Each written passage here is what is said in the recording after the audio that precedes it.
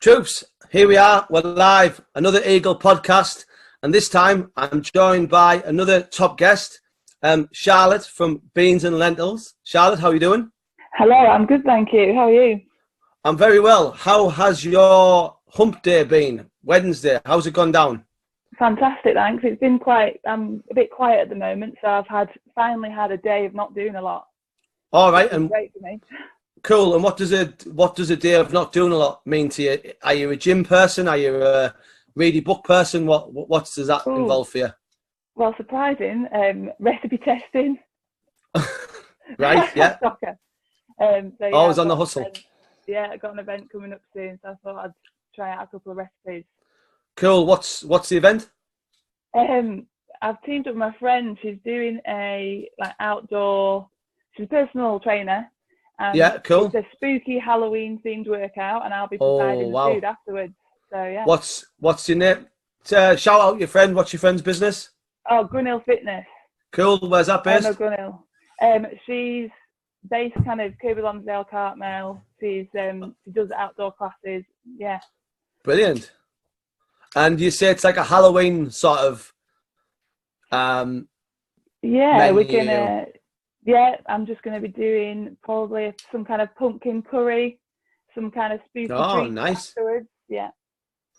Pumpkin curry, that's interesting. And will it be spicy or creamy or dry? Or can you not really say?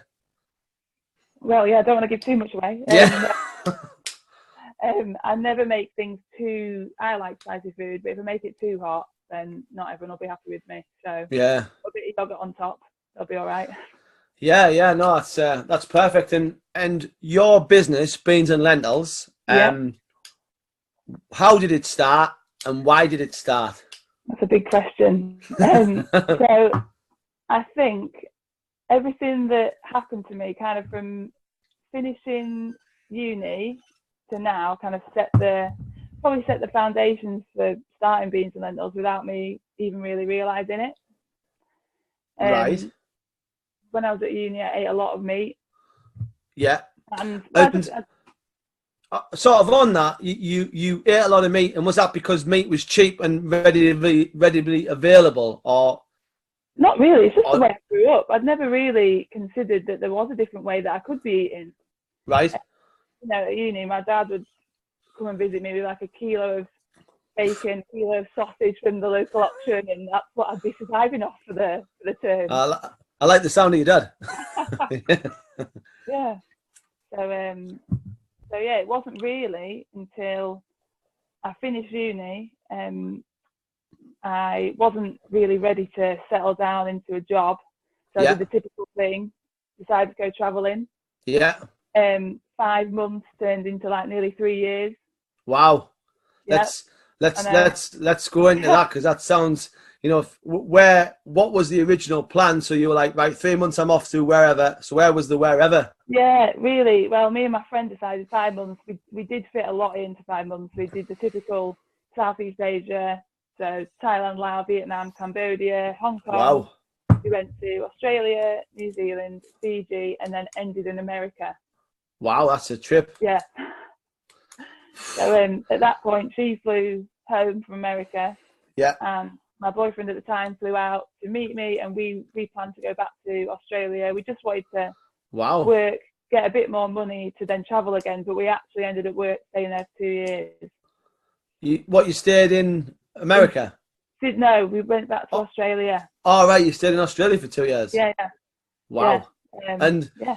What was funding this? Were you like some sort of international drug cartel or what? No, I actually, when I finished uni, I worked for about 14 months. I worked 50 hours a week in a hotel and saved every penny I could. Wow. Let me just touch on that. For those who don't know, that's what accountability is. There's far too many people at the moment who want everything for nothing, and they're not prepared to put the hours in. 50 hours a week in a hotel. What was it? Yeah. Was it reception, or was it making beds, or working in the restaurant? Like 40 towers. It was a bit of everything, really. Was Basil there? Did you have a Basil faulty? Oh yeah, pretty well.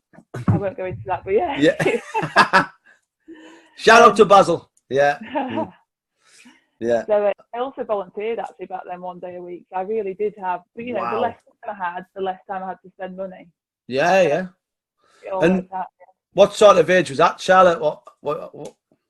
I was 21, yeah, straight Right. after uni. So I went to Wow. uni straight after school, yeah. So 21. And where did you go uni? Leeds. Oh, wow. So you were in a place where you could proper let your hair down and go Oh wild. yeah, yeah. Yeah. Definitely did that. Did you ever do the Otley Run? Oh yeah, many times. Yeah, Yeah. that is a bizarre ritual. I've done it once, and we went dressed as the sort of Hawaii Beach Boys, and we took our own beach. And every time we went in the pub, we had like the bucket and spade, and we put the beach out, and we set up, and then our friend Chrissy, who always took everything a little bit too far, turned up in like a hula girl's outfit with just clams, Brilliant. like a clam bra and a grass skirt and a thing around the flower thing around his head, and we were like, "Yep, this is really, we're on the beach now," and it was just it was mental. It's I think I did it the first time in my first month, and then I did it for the last time. I actually did criminology at uni, so I did it dressed as a police officer for the last time I did that. Wow, criminology. So was that coming from a standpoint that you wanted to obviously move into the police and find murderers? Is that the right word? Yeah. I thought I wanted to, but by the end of the 3 years, I came out actually wanting to help people stay out of the criminal justice system. So completely changed my mind. Yeah, very, very noble. And that's where I volunteered for the third year of uni and the year after uni. I volunteered it was anyone that's been arrested for a trigger offence to do with drugs or alcohol. Yeah. We kind of did group work with them, trying to get them towards, just trying to keep them out of the criminal justice system, basically. But I think they took one look at me and thought, 21, fresh out of uni, what does she know? Yeah, yeah, that's interesting, isn't it? You talked there about trigger offences. It's a tricky one, isn't it? Because once people start going down that road, like once you get into it, it's very, very hard to get out. Yeah, I mean, it didn't help that where we were based, they didn't know this. Anyone who's doing the course, the ladies' toilets I could see in the pub next door in the back garden.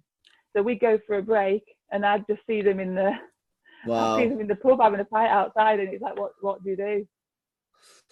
Yeah, no, that's fair enough. So, you came back from travel. Did your sort of trip inspire your business? Yeah, cool. I realised a couple of things while I was travelling. One, that I didn't really want to do anything to do with my degree, which at first made me feel, I felt like I spent a lot of time. On my degree, I should be doing something. But once I kind of let that go, I felt a bit better. I felt that I could focus on what I really enjoyed, which I kind of discovered while I was away. I've always loved food, and I think traveling to a lot of different countries, tasting a lot of different food, it was more based around the flavors, textures, spices, and the actual meat itself. It's kind of the first thing that interested me, like made me think about becoming veggie. I've also always been interested in why we eat food for health reasons.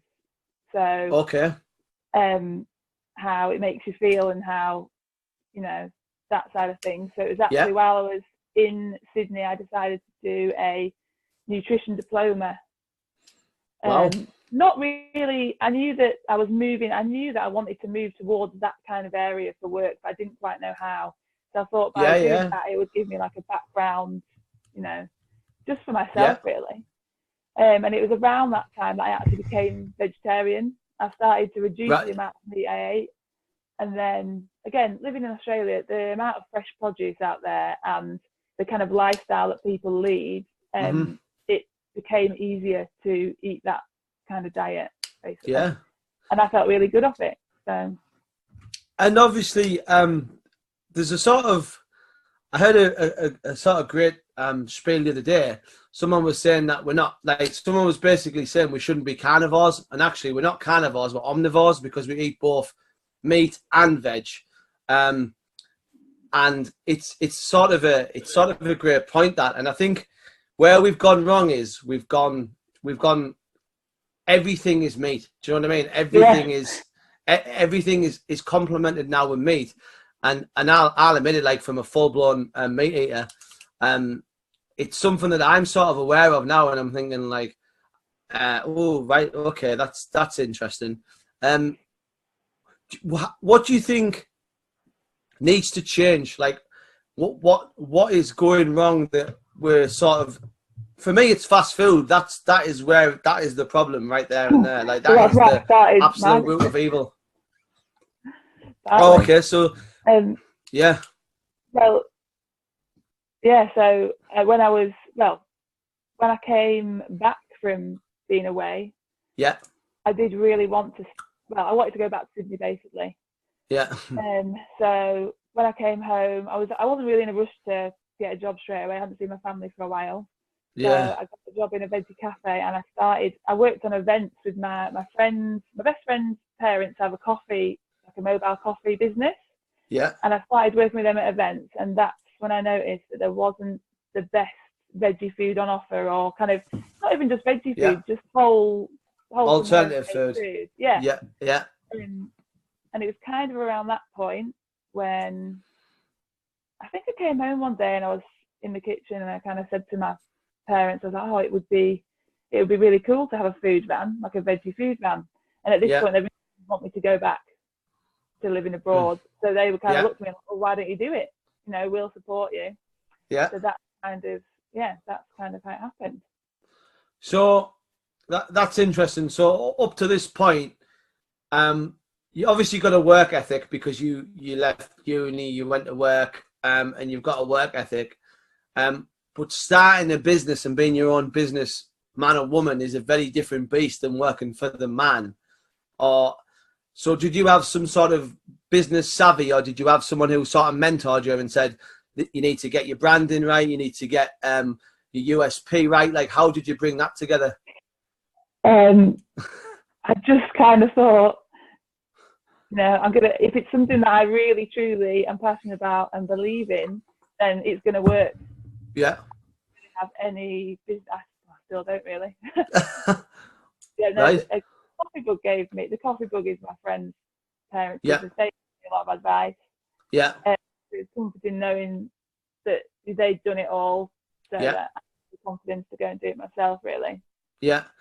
So you buy? Did you start out with a van straight away, or how? Because obviously you've got that van, haven't you? You've got your van. Yeah, I've decided that because I was doing it by myself. Yeah. And I wanted to be independent. I decided having a van was the best way to go. Yeah. So yeah, I bought an ambulance actually. Right. Cool. Full on ambulance. So that was a lot of hard work. And then you were driving just around your local in an ambulance. It took a long time to get on the road. No, we did have quite a lot of phone calls at first asking if everything was all right at home. Class. So you've got your ambulance.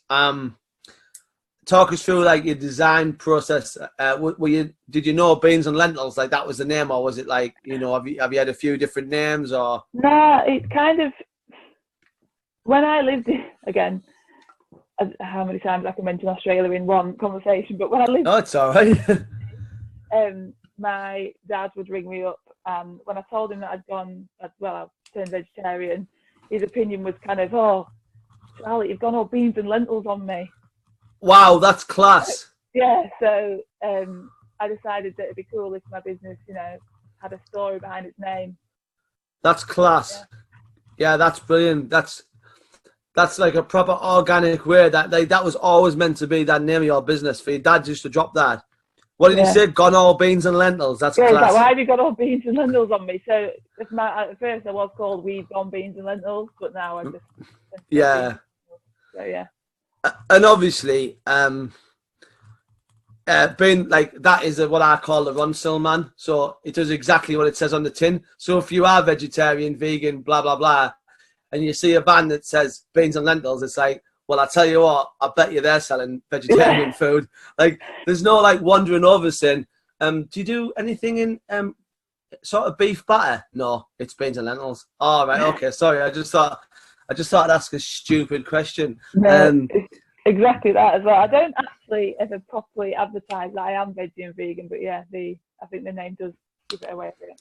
Oh, you're on brand. No, absolutely. And it's in this world that we live in now, it's almost that you have to treat everyone like a 5-year-old, and you have to sort of, it has to be so in the face obvious, because people, what's happened now, I think, Charlotte, is we consume that much information that we no longer read it. We no longer read it because we think, oh, I'm too busy to read that. I mean, for me, what I do is I put out loads of information, but yet someone will still come to me and say, what time are we meeting on Saturday? And it's like, did you even read the 13 blogs that I put out? Oh, no, what it was is, right, okay. But like what you're doing there is, it's like, oh, okay, that'll be my choice. So did you start off with any sort of signature dishes, or did you have a favorite, or is it seasonal? Like how does it work? Talk us through that sort of process. Well, obviously I'd like to try and appeal to people who eat meat as well as vegetarians. So I try to keep my menu. That's crazy. Deep. Yeah, well, yeah. I try to keep my menu reasonably basic. I try and just nail the basics. So I was doing a lot of different curries, veggie burgers, stuff with halloumi on it. Everyone loves halloumi. Yeah. If I'm somewhere where people are drinking, I might do nachos. But you know, everything that I do, even though it's basic, it's made from scratch. Everything's made by me. That's the idea. I'm using whole ingredients. So yeah. And that sort of seems to be a big thing at the moment. Where do you source your stuff from? A mixture of places, really. I get a lot of my bulk foods from Suma, like the whole food. Right. Sometimes just supermarkets, sometimes my local veggie store. Yeah. It all depends. Also depends how organised I am. And is this? Yeah, that, you know, 7 P's. Yeah, proper planning prevents piss poor performance and all that. I need to work on that. Yeah. Well, yeah, it's a different beast. I'm keen to try some of this stuff, definitely. And your sort of transition from saying I'm not going to eat meat, like how did it go down? Like, was like you thought, well, I don't really want to eat beef anymore, but I'll still eat a bacon sandwich. And then have you just sort of taken it back, or was it one day just like, right, that's it, it's all off? Yeah, no, I think I reduced down to like a couple of times a week, or you know, maybe first once a day and then a couple of times a week, and then eventually I just kind of thought, actually, I'm not bothered about this anymore. So wow.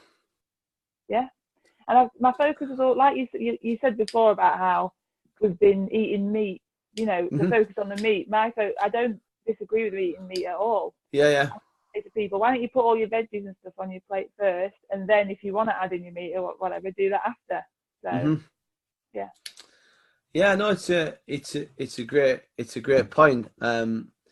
It's probably some you know, when you did your sort of when you studied about your nutrition, what did they sort of say about the consumption of meat and sort of that from like a health point of view? I mean, there's a lot of stuff. I don't know how much of it's true or not true. I mean, yeah, I mean, I don't know if when I studied this nutrition diploma, it was maybe not old-fashioned or dated, but they kind of have to.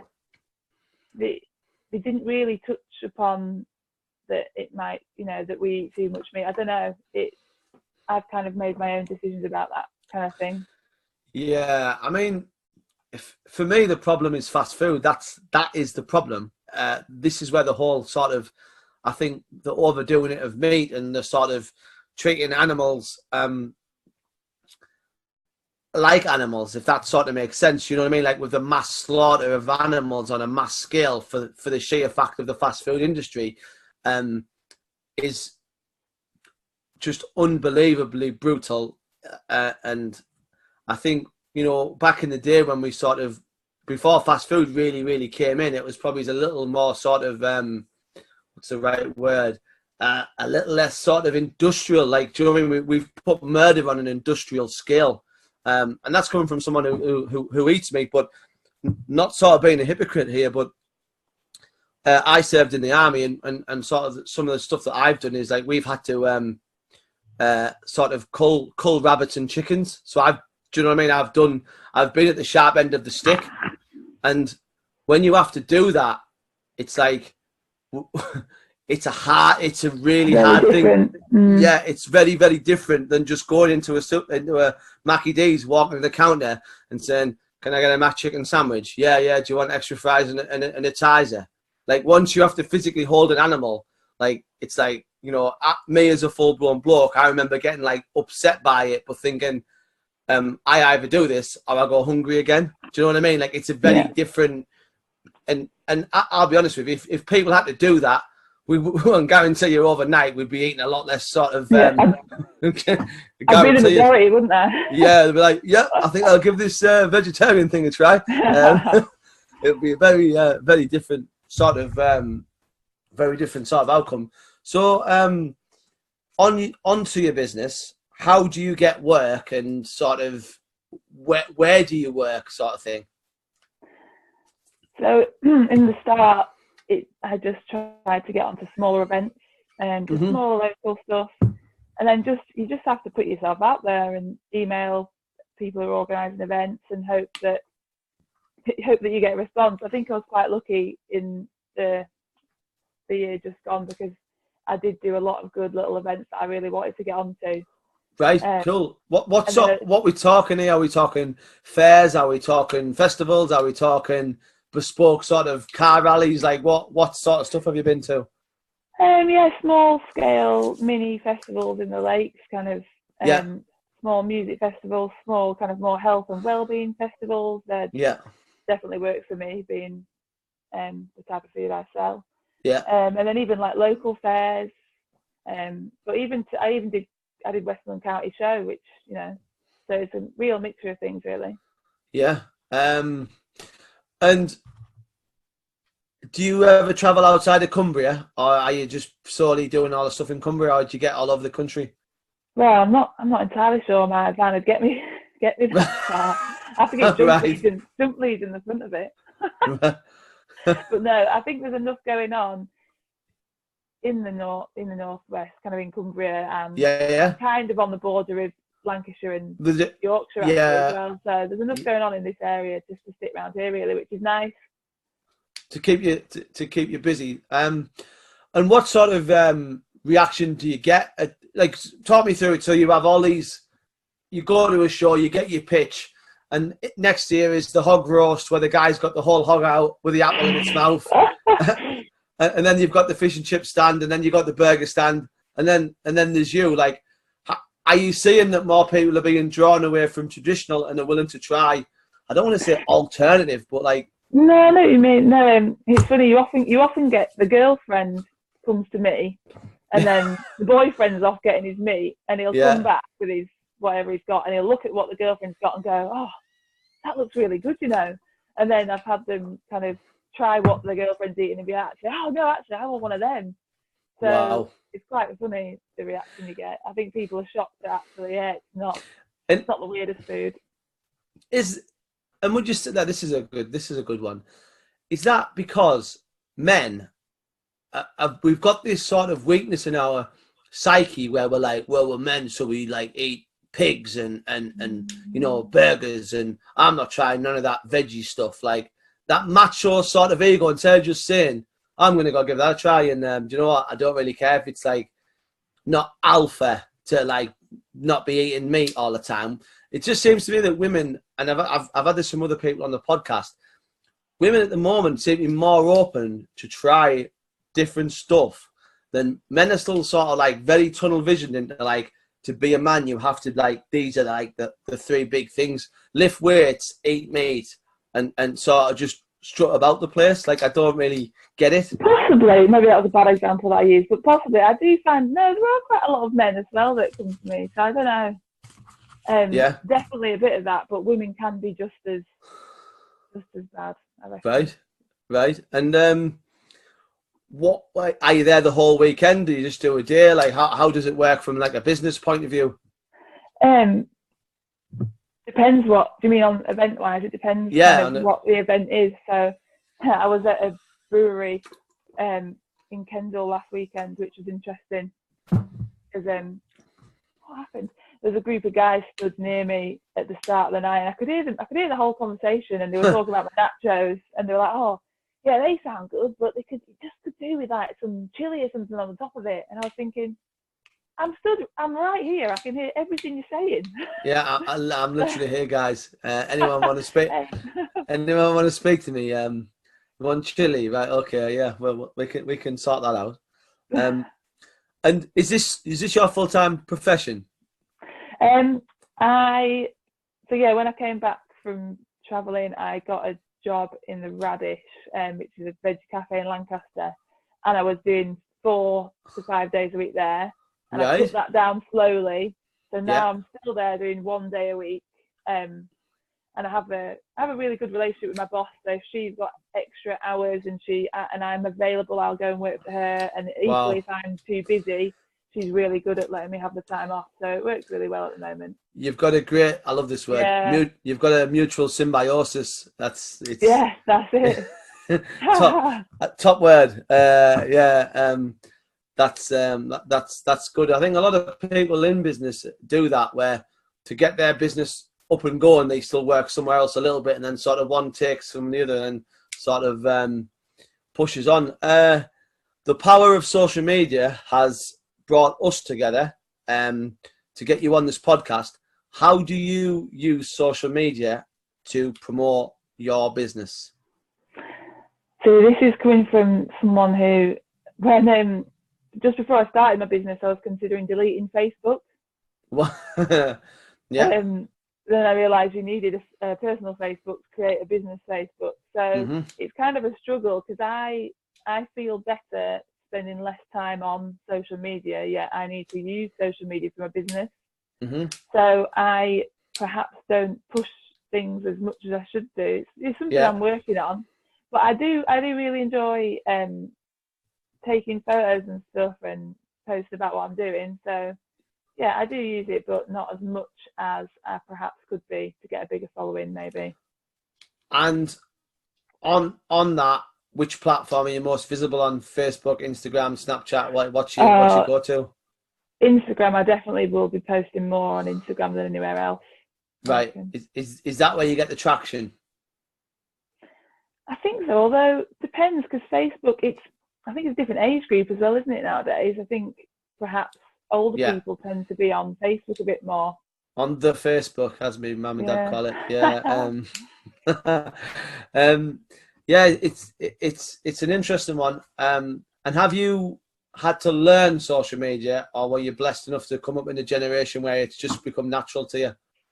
Oh no, it is natural to me. It just spending too much. I'm guilty of spending too much time on it. That's why I was avoiding it.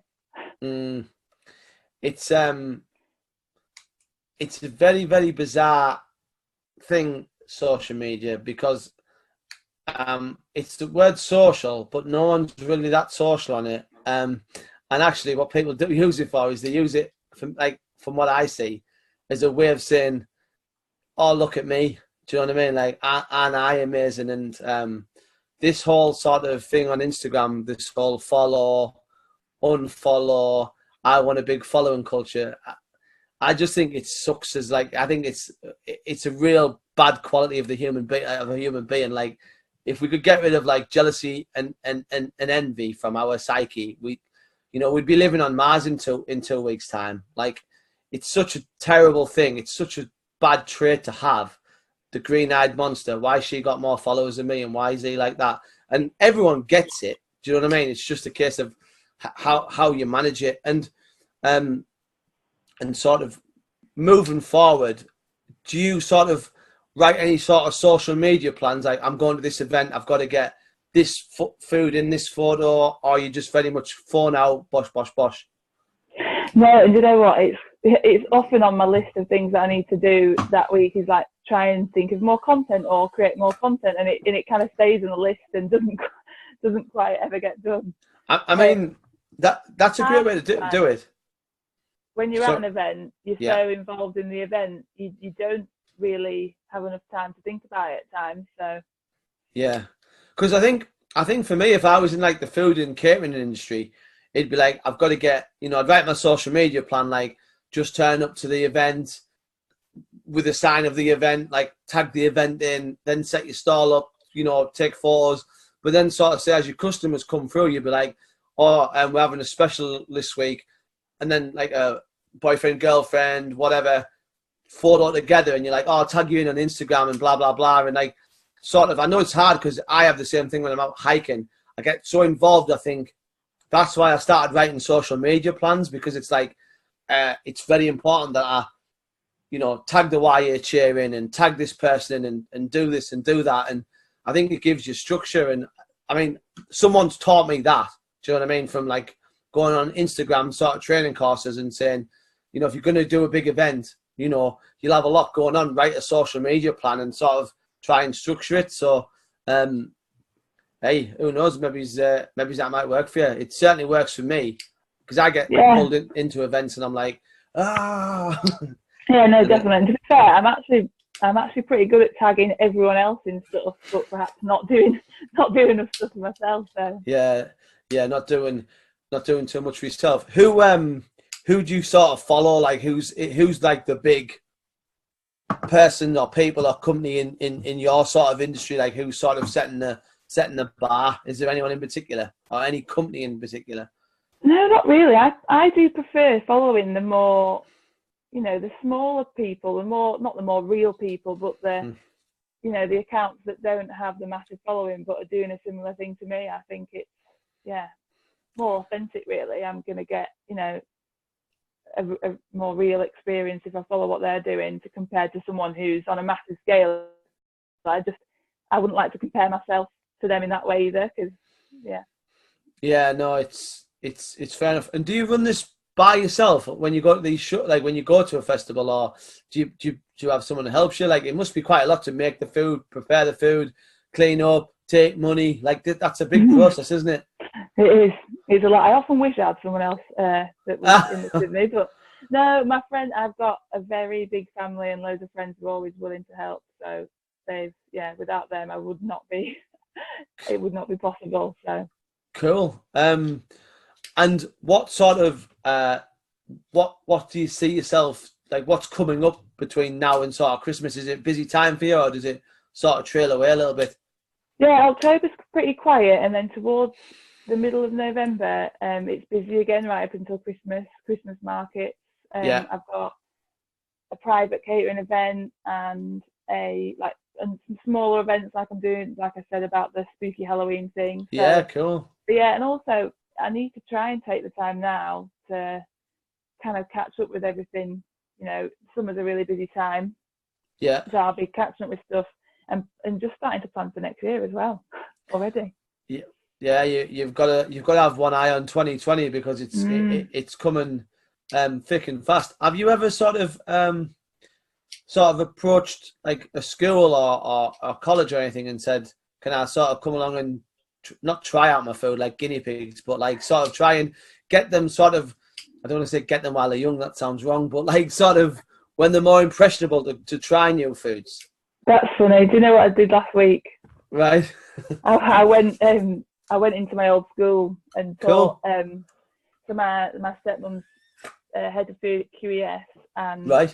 So she's got 2 year 11 groups, and she was teaching them about vegetarian food and stuff and alternatives. So I went and we did 2-hour sessions, just cooking some veggie curry, veggie burgers, and we all got to taste it together at the end. Wow. So yeah, that was a really cool thing to do. And did you take any photos of this?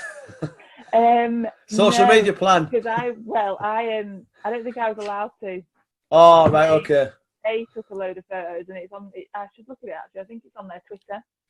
Right. So yeah, cool. They did a lot of that. Yeah, I just thought that's like I think in business you have to sort of maybe try and be a little bit more diversified. Do you know what I mean? And sort of approach corporate companies and say, look, you know, next time you have some sort of seminar or event, could I cater for the event? Do you know what I mean? A friend of mine, she's got a health kitchen, and she does a lot of bespoke private parties now because her food is that good. She literally set out thinking, I'm going to do health food for gym people, macros and protein, carbohydrates, fiber. Yeah. And now she's doing food for like bespoke parties, and it's just because she's very open when someone approaches saying, could you like literally be our private chef for the night? And she's like, yeah, okay. Yeah, sure. Do you know what I mean? I think you've got to sort of think, okay, I've got a van, but actually I'm not tied to the van. Do you know what I mean? I can quite freely move away and offer my services somewhere else and sort of think a bit bigger. Can you imagine having sort of like a Beans and Lentil UK? Do you know what I mean? Like banging it out like that, and you're the head of the empire. Maybe one day, you never know. Yeah, sort of a Dragon's Den sort of pitch. Yeah, I started out in my ambulance, and now I've got a fleet. In my ambulance. Yeah. You could get a police van. I could get.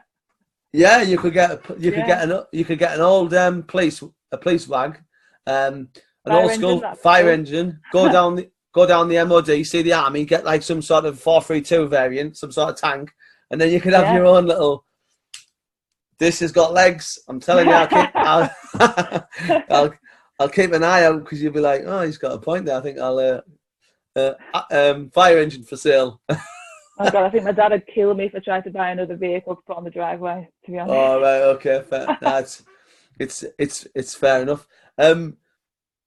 What sort of do you listen to other podcasts? Like, is there anyone who you listen to sort of who inspires you? Like, you know, I mean, I mention them every week on the podcast, so I'm not going to disappoint my people who listen.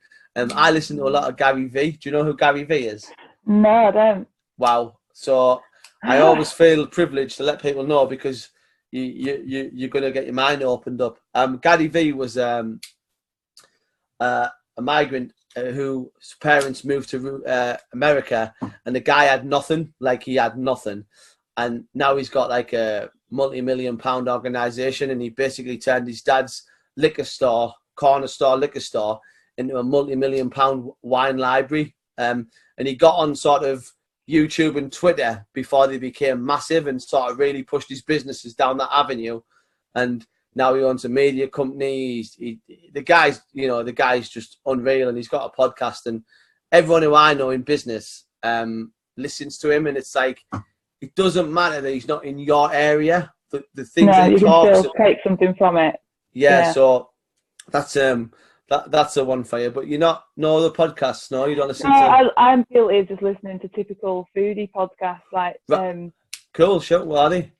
Talking Taste Buds. Cool. Yeah, a girl called Venetia. She's a vegan. She just talks to other people. I think it's a lot of Instagram influencers, the podcast I listen to. Also, sometimes Deliciously Ella. I can't believe I mentioned her name, but yeah. Why? What's wrong? Why? What's wrong? Is she your competition? No. She's just a vegan. She started off being a blogger. Now she's got her own food range and lots of cafes in London. Wow. You see, there you go, growth. Do you know what I mean? Like, that's, yeah. You know, she started off blogging saying, oh yeah, today I had a jack of potato, blah, blah, blah. And now look at her. Do you know what I mean? Like, yeah.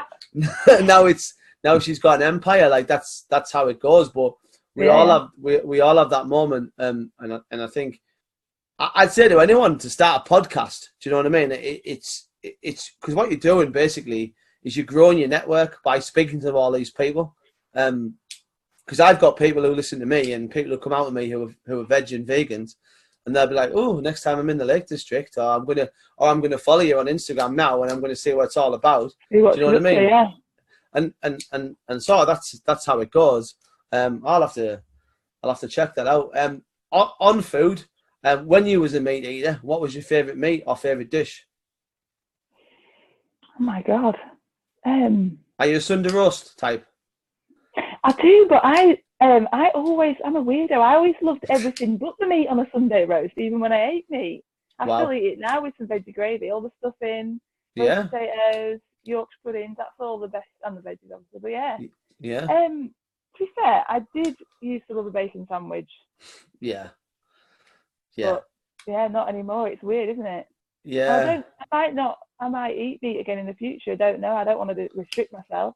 Yeah, do you eat fish or not? Or are you no fish? Yeah, if for example, I went to Croatia in August and there wasn't much in the way of vegetarian food, so I did eat. It's by the sea. There's a lot of fish. I'm not gonna No, not eat it. So yeah, I will do if it's. Yeah. I know someone else, a friend of mine. He's a vegetarian, but he does stray. In fact, whenever we go out if we've been out together hiking, he'll always have the fish pie, and I'll always have whatever the burger variant is. And I'm like, I don't know why we're looking at the menu for, because you're going to have the fish pie, and I'm going to have the burger. But I think it's just getting to like it's becoming one of them sort of weird tropey things that you do, where you spend 10 minutes looking at the menu, and then you go, fish pie and burger? Yeah, go on. And that's like me. I'll always go for cheese and onion pie though. All right, cool. Charlotte, we're absolutely flying through this. So we're going to sort of move on to this part of the show. I love it. I think it gets really honest. The 5 whats. So the first one, what's the greatest advice you've been given? This is a hard one. Yeah. And it's almost the opposite. It's almost to not listen to all the advice that people try to give me, because I took a lot of it on. I worry quite a lot, and a lot of questions I asked in the beginning and the advice I got back wasn't always the truth. So I remember with my stepmom in the kitchen one day, and she kind of said to me, like, how do you know what, she kind of said, you need to stop listening to everyone else, stay true to what you want to do. And that's kind of, I have to keep reminding myself about that. So, that's really good. That's really good. Second one, what's on your bucket list, either personal or business? Well, personally, it kind of links my business. That is the reason I set up Beans and Lentils in the first place, really was so that in the quieter months I could go travelling. In fact, I had flights to Mexico booked in January. Wow, cool. Guess who I booked them with? Thomas Cook. Yeah. Yeah. Not sure if I'm still going or not, but yeah, that's the idea. Wow. Yeah, I mean, Thomas Cook were a stable of like the high street, and don't know, do you? Just don't know. I mean, people, they get too big. I don't know. It's a tragedy, and I feel for all those people who lost their jobs. Yeah. And but adapt or die is the saying, isn't it? That's that's the dance. Someone will fill that void. Right now, someone will be like, right, there's a massive void. Let's buy the shops. Let's move into their space. Someone's literally just bought them tonight, haven't they? I think. Have they? Mm.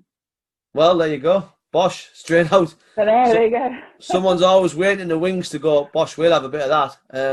We'll have a bit of that veggie pie. Bosh, straight in. Bought.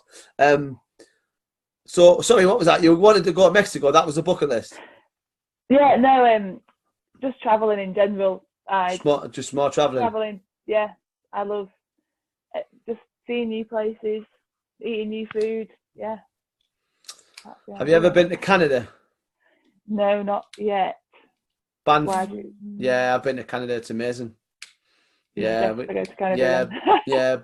Banff. I wouldn't go like now though. I mean, it'd be really, really super cold. And there's I'm not amazing with the cold. Yeah, and there's big bears. So, but yeah, Canada's amazing. I spent 8 weeks there in the army on exercise, and I was very lucky to see a lot of Canada. Beautiful country, definitely a place I'd love to go back to. Now, this is always a good one. What's been your toughest day? I don't know if I've had my toughest day yet. I don't know. Okay. There was a lot of tough days in the start. Mm-hmm. With my business, I mean. Yeah. When I bought my ambulance, it was far too heavy for me to drive. There was a lot of stuff going on with it, and it was a lot. Obviously, everything is much harder and takes a lot longer than you ever think. But that was, at one point, I didn't think he was even going to, get on the road. So yeah, that was tough in the beginning. Where did you buy this ambulance from? Like, was a guy just ambulance for sale? Like, or what was the deal? A guy in Nottingham who he kind of bought and sold ex-army, police. There's your link. Yeah. There's your link. Yeah. You're going back to him. Just go drive back down there. He's got a yard full of the stuff. I'm back and I want another vehicle. Yeah, no, that's it. Right. So it was the ambulance give you a lot of sort of restless nights. Yeah, a lot. It was, yeah, it weighed fast, like, yeah, it was horrendous, but we got there in the end. Wow. Did it? It's not, you don't have to go into detail, but did it cost a lot of money to sort and to sort of strip and to get to how you wanted it to? No, it was a lot more. It cost me more in time than it did in money. So Time is yeah, something we have plenty of. Money's not. yeah, exactly. So Fair enough. Fair enough. It's all what we call character building. Number 4. What's been your happiest day? well, firstly, when the DVLA told me that my ambulance was on the road. Right. But no, mainly, I remember I'd just done a 4-day event and I was driving back by myself. Yeah. And I had a really successful weekend, and I just remember thinking, actually, I can do this, and it is possible for this to be successful. And that was a great moment. Wow. No, that's a cracker. And the 5th and final one. What's next, either for Charlotte or Beans and Lentils or both? For Beans and Lentils, I'm looking forward to another, hopefully, successful year next year. But I'm also I'm working on a new venture with my friend. We're starting a retreat called Off the Beaten Track Retreat. Oh yeah, I saw this. Is it yoga related as well? Kind of. It's more. They might be seen slightly differently each time we do it. But the first one we're doing is in January, and it can be a tough time of year for some people. I always find it quite tough. It's dark. You've just. I'll just use one word for January. Dog shit. That's the word for January. Basically. Yeah. Cheers, January. So we're running a retreat that'll be, focused on more mental well-being and getting back on track, starting the year well. She's an outdoor PT, so she'll be focusing on that. And it'll be great for me because my menu is quite small when I work from my van, and I can only serve a certain type of food. So for me to cook for a small amount of people, it'll give me a chance to be more creative. So I'm excited for that. Cool. Well, if you want a January Yorkshire Three Peaks, because you're doing it in Horton Ribble, aren't you? I am. It's just underneath Ribble's Head Viaduct. Yeah, there's a camping barn, isn't it, underneath the Ribble Head Viaduct? Is that what you're doing? Yeah. Three Peaks barn. Yeah. Yeah. Well, if you need a ML to do Yorkshire Three Peaks, I might know someone, and it's called me. That might be pushing it a bit for them. There's no such thing as pushing it a bit. There's only accountability. You all you need is carbs, and you can get for anything, and a bit of character. Brilliant. Hey, that sounds really exciting. Ladies and gentlemen, that's been a really good insight into an industry and a sort of thing that I don't know very much about. It's been really sort of interesting to have Charlotte on. Buying an ambulance and going all beans and lentils is the way it happened. Charlotte, tell the world where people can find you on social and websites and etc. All social media is just at Beans and Lentils, but an N instead of the and. Yeah. And lentils was taken, unfortunately. Wow. So Beans and Lentils. Website's not quite there yet, but that will just be beansandlentils.co.uk. Cool. And what's your next event that you're at? Where are you at next if people want to come and say hello? I am doing a couple of private things and the Halloween thing, and then I'm at Ulverston Dickensian towards the end of November. Wow, that sounds very dark. It's just a Christmas fair. Christmas market in Ulverston. Windermere Christmas market. So yeah. Brilliant. Ladies and gentlemen, that's been Charlotte from Beans and Lentils.